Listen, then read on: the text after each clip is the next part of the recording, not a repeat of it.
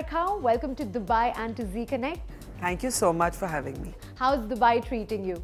Well, Dubai is keeping me very busy. I would have wanted to see much more of Dubai than I've managed to, because I've been doing one panel after the other at the Emirates Lit Fest and one interview after the other. So, but I did go to the spice souk and bought a lot of masalas to take back home.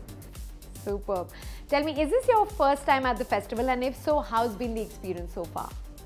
At the Lit Fest, yes. It's not my first time in Dubai, but it's my first time at the Lit Fest. Very nice. It's been really, really busy, but an eclectic mix. I've been speaker on some panels, moderator on others. So, like I said, really busy.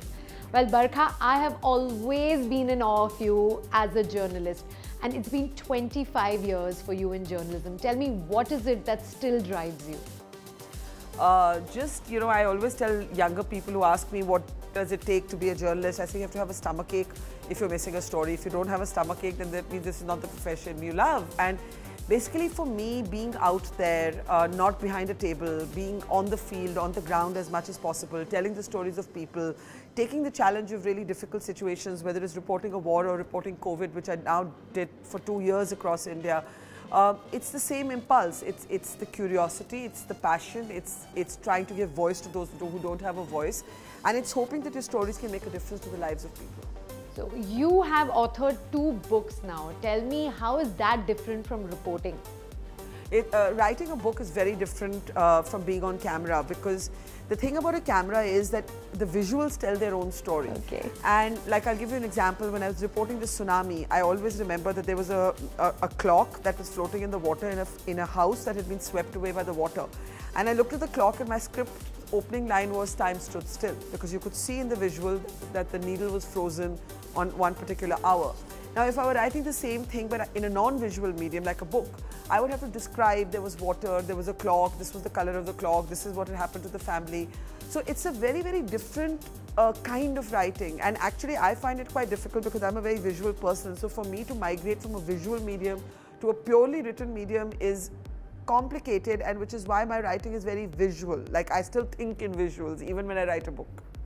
Barkha, you have been so fearless when it comes to reporting wars, riots, conflict areas. In fact, even during the pandemic, you were present wherever there were stories to be told.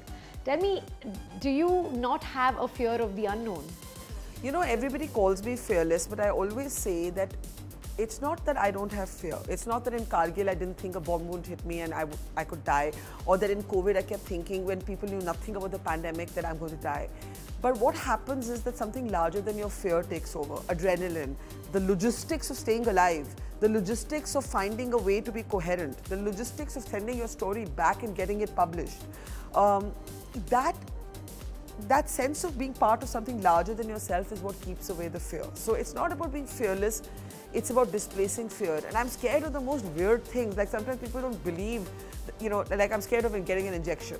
So like, my doctors and the people who come to, I have one guy, Ali, who comes to do a blood test. He laughs at me. He said, "You're the only person I know who's not scared of COVID, not scared of covering pandemic, war, but scared of a needle." So it's not that I'm fearless, but I have a way, I guess, after 2 decades, of displacing and postponing my fear. Barkha, I'm sure there are many, but in your long and illustrious career, what are some of the milestones that you're absolutely proud of? Well, if I had to bookend my life up until now, it would be from Kargil to COVID. That is how I would tell my own story. It's the same reporter instinct in me. It's the same person who's ready to take a risk no matter what, to go into situations where other people are not ready to go. I fought to go and cover a war in 1999. I don't even know how many people to go out in the pandemic when not one person was ready to go out. Like, the biggest media organizations were not putting people on the ground. I just started my own company and I was like, listen, I'm going to get out there and tell my own story. So my most transformative experience has been Kargil and COVID.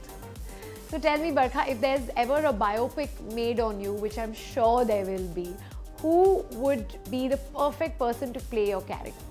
I don't know, because the versions of myself I've seen in movies, and there have been many, from Laksh to No One Killed Jessica to several others. I don't really recognize myself in those movies, but I think my pick would have to be my favorite actor, Alia Bhatt. So I definitely want to hear a piece of advice from you for myself and to others out there who are looking to make a career in journalism. My message is, if it doesn't keep you awake at night, don't become a journalist. Because too many people think we have a glamorous profession. Oh, we come on camera, we wear good clothes, we wear makeup. That's not real journalism. That's not what our lives are about. Our lives are about our phone ringing at any odd hour of the night, of going into situations where we don't have food to eat, of going into situations where we could die telling a story, of having people have an opinion about our opinions, of you know, every person will have some view on how you are good, bad, ugly, indifferent. So basically none of this should matter.